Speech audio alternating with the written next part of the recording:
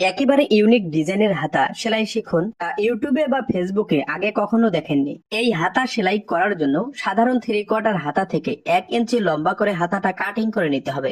এবার হাতাটা ওপেন করে সোজার দিকটা উপরের দিকে রেখে বিছিয়ে নিতে হবে।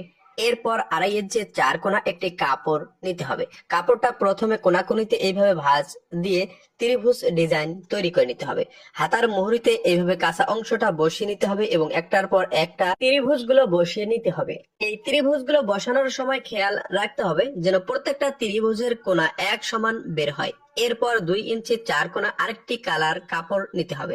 আবারও ত্রিভুজ তৈরি করে নিতে হবে। এরপর 2 ত্রিভুজের মাঝখানে আরেকটি ত্রিভুজ বসিয়ে নিতে হবে। এরপর প্রত্যেক 2 ত্রিভুজের মাঝখানে আরেকটি করে ত্রিভুজ বসিয়ে নিতে হবে। আশা করি ত্রিভুজগুলো কিভাবে বসিয়ে সেলাই করবেন তা আমি আপনাদেরকে বোঝাতে পেরেছি। এই নিয়মে ত্রিভুজগুলো বসিয়ে নেওয়া হয়ে গেলে 1 ইঞ্চি চওড়া একটা পট্টি এভাবে সেলাই দিয়ে নিতে হবে।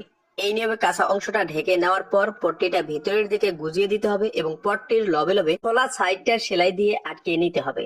তো এমন চমৎকার সব কাটিং এবং সেলাইয়ের ভিডিও দেখতে অবশ্যই পেজটা ফলো করে সাথে থাকুন। এরপর মুহুরি থেকে 1.5 ইঞ্চি চওড়া করে মুহুরিটা ভেঙে 1 ফিট সমান করে একটি সেলাই দিয়ে নিতে হবে।